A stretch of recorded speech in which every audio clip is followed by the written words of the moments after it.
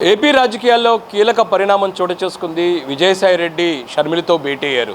మొత్తం 3 గంటల పాటు ఈ లంచ్ భేటీ జరిగిన పరిస్థితి ఉన్న నేపథ్యంలోనూ ప్రధానంగా రాజకీయ అంశాలపైనే ఇరువురి మధ్య చర్చ జరిగినట్లుగా తెలుస్తుంది. విజయసాయి రెడ్డి తన మేనకోడలుగా ఉన్న అలేఖ్య రెడ్డి ఎవరైతే ఉన్నారో తారకరత్న భార్యతో కలిసి ఈ నేపథ్యంలో ఈ సమావేశంలో పలు కీలక అంశాల మీద చర్చించడం జరిగింది. ఇటీవల విజయసాయి రెడ్డి వైఎస్ఆర్ కాంగ్రెస్ పార్టీని వీడడం జరిగింది. తను రాజకీయాలకు కూడా స్వస్తి చెప్తున్నారని కూడా ప్రకటించారు. ఈ సందర్భంగా జగన్కి చెప్పే తాను పార్టీ వీడుతున్నట్లుగా ఆయన ప్రకటించారు. ప్రధానంగా తాను ఇకపై రాజకీయాలకు స్వస్తి చెప్తున్నది మాత్రం విజయసాయి రెడ్డి ప్రకటించడం జరిగింది. అయితే తాజాగా వెనువెంటనే ఆయన షర్మిలతో భేటీ అవుతాం ఒక్కసారిగా రాజకీయ వర్గాల్లో చర్చకు దారితీసిన పరిస్థితి కనబడుతుంది. ఇరువురి మధ్య రాజకీయాల అంశాలే ప్రస్తావన జరిగినట్లుగా ప్రస్తుతం ఒక టాక్ మాత్రం నడుస్తుంది. ఎందుకంటే విజయసాయి రెడ్డి క్రియాశీలకంగా రాజకీయాల్లో ఉన్నారు. ప్రధానంగా గత 10 సంవత్సరాల పాటు వైఎస్ఆర్ కాంగ్రెస్ పార్టీని మరింతగా ముందుకు తీసుకెళ్లే దిశగా కూడా ప్రధానంగా సాయిరెడ్డి పనిచేశారు. అందులో కూడా ఢిల్లీలో కూడా పెద్ద ఎత్తున చక్రం తిప్పిన అనుభవం సాయిరెడ్డికి ఉంది. ఈ నేపథ్యంలో రాజకీయాలకు ఒకసారిగా స్వస్తి చెప్పిన తర్వాత సాయిరెడ్డి ఏ పార్టీలో జాయిన్ అయిపోతారు, నిజంగా రాజకీయాలకే స్వస్తి చెప్తారా, వ్యవసాయానికే పరిమితం అవుతారా అనే దానిపై కూడా పెద్ద ఎత్తున చర్చ జరిగింది. ఈ నేపథ్యంలో తాజాగా విజయసాయి రెడ్డి షర్మిలతో భేటీ అవటం ఒక రకంగా రానున్న రోజుల్లో విజయసాయి రెడ్డి 3 జెండాల కండవాన్ని కప్పుకోబోతున్నారా, లేకపోతే విజయసాయి రెడ్డి షర్మిలకు రాజకీయ సలహాదారుగా ఉండబోతున్నారా అనే దానిపై కూడా మరింత స్పష్టత రావాల్సి ఉంది. అయితే సాయిరెడ్డి అట్లాగే షర్మిల భేటీలోని పలు కీలక అంశాలపై చర్చ జరిగినట్లుగా తెలుస్తుంది. ఎందుకంటే ఇటీవల కాలంలోని ప్రధానంగా జగన్మోహన్ రెడ్డి అట్లాగే షర్మిల వద్ద ఆస్తుల వివాదం తారాస్థాయికి చేరింది. జగన్మోహన్ రెడ్డి సంబంధించిన ఆస్తులకు సంబంధించి పూర్తిగా అకౌంట్స్తో పాటు ఇతర వ్యవహారాలు చూసుకునేందుకు సాయిరెడ్డి చాలా కీలకంగా ఉన్నారు. ఈ నేపథ్యంలోనే ఆస్తుల వ్యవహారాలకు సంబంధించే సాయిరెడ్డి షర్మిల భేటీలోని ప్రస్తావించారా, లేకపోతే రాజకీయపరమైన అంశాల మీద ప్రస్తావించారా అది మాత్రం చూడాల్సి ఉంది. ఎందుకంటే ప్రస్తుతం జగన్మోహన్ రెడ్డి రానున్న రోజుల్లో కాంగ్రెస్ పార్టీతోని చేయగలిపే అవకాశాలే ఎక్కువగా ఉన్నట్లుగా ప్రస్తుతం ఒక టాక్ వినబడుతుంది. ఎందుకంటే ప్రస్తుతం ఆంధ్రప్రదేశ్ రాష్ట్రంలో ఉన్న 3 పార్టీలు ప్రధానంగా తెలుగుదేశం పార్టీ, జనసేన, బీజేపీ 3 పార్టీలు కూటమిగా ఉన్నాయి. రాబోయే రోజుల్లోని ఈ 3 పార్టీని ఎదుర్కోవాలంటే ఖచ్చితంగా తమకు రాజకీయ పరంగా ఢిల్లీ స్థాయిలోని పూర్తి స్థాయిలోని వెన్నుదండలు ఉండాలి అనేది మాత్రం జగన్మోహన్ రెడ్డి భావిస్తున్నట్లుగా తెలుస్తుంది. ఈ నేపథ్యంలోనే సాయిరెడ్డిని దూతగా షర్మిలతో చర్చించడానికి పంపించారా, లేకపోతే రానున్న రోజుల ఎన్నికల నేపథ్యంలోని కాంగ్రెస్ పార్టీ, వైసీపీ కలిసి ఎన్నికల్లోకి వెళ్ళబోతున్నాయా, లేకపోతే సాయిరెడ్డి రాబోయే రోజుల్లోని షర్మిల సారథ్యంలోని కాంగ్రెస్ పార్టీలో జాయిన్ అవబోతున్నది మాత్రం చూడాల్సి ఉంది.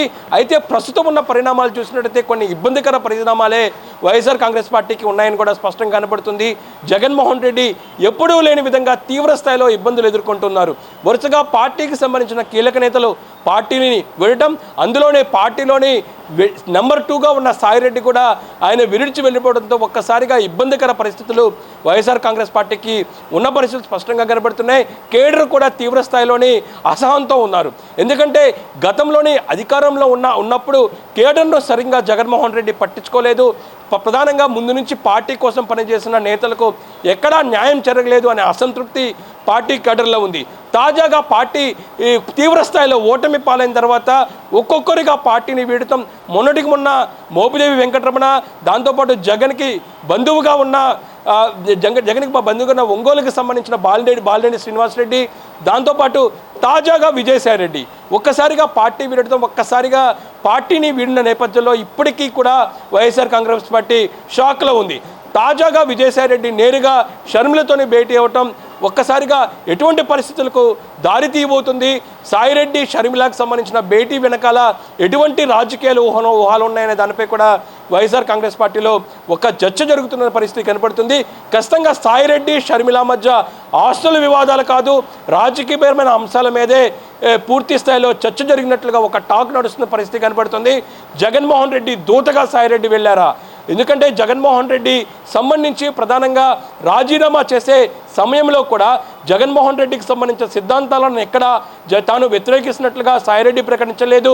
జగన్ వ్యవహార శైలికి సంబంధించి కూడా ఆయన వ్యతిరేకిస్తున్నట్లుగా ప్రకటించలేదు. జగన్మోహన్ రెడ్డికి చెప్పే తాను రాజకీయాల నుంచి తప్పుకున్నట్లు, వైసీపీ నుంచి రాజీనామా చేసినట్లుగా సాయిరెడ్డి ప్రకటించిన పరిస్థితి చూసినట్టయితే ఇంకా జగన్మోహన్ రెడ్డి సాయిరెడ్డి మధ్య సాన్నిధ్య సంబంధాలు ఉన్నాయి. ఖచ్చితంగా జగన్మోహన్ రెడ్డి ఆదేశాల మేరకే సాయిరెడ్డి షర్మిలతో భేటీకి వెళ్ళారు. ఇటు ఆస్తుల వివాదంతో కాబట్టి చల్లితోని పూర్తి స్థాయిలోని రిలేషన్ చక్కబెట్టే దిశగా కూడా ప్రయత్నాలు చేసేందుకే సాయిరెడ్డి షర్మిలతో భేటీ అయినట్లుగా ఒక చర్చ మాత్రం రాజకీయ వర్గాల్లో కొనసాగుతున్న పరిస్థితి కనబడుతుంది.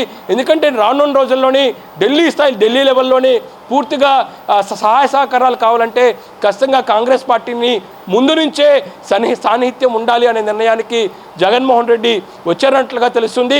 అందులో భాగంగానే సాయిరెడ్డి ఆధ్వర్యంలోని షర్మిలతోని భేటీ పరంగా రాబోయే రోజుల్లో వైసీపీ కాంగ్రెస్ పార్టీ బంధానికి, వైఎస్ఆర్ కాంగ్రెస్ పార్టీ వైసీపీకి సంబంధించిన బంధాన్ని మరింత బలపరిచే దిశగా కూడా సాయిరెడ్డి దాంతోపాటు షర్మిల మధ్య భేటీలో చర్చ జరిగినట్లుగా తెలుస్తుంది. అంటే ఓవరాల్గా చూసినట్టయితే సాయిరెడ్డి రాజీనామా చేసిన కొన్ని రోజుల్లోనే షర్మిలతో భేటీ అవ్వటం, దాంతోపాటు 3 గంటల పాటు ఈ భేటీ నేపథ్యంలోని చాలా కీలక అంశాల మీద ప్రస్తావన జరిగినట్లుగా తెలుస్తుంది. గతంలో సాయిరెడ్డి కూడా షర్మిలను నేరుగా మీడియా వేదిక కూడా విమర్శలు చేశారు.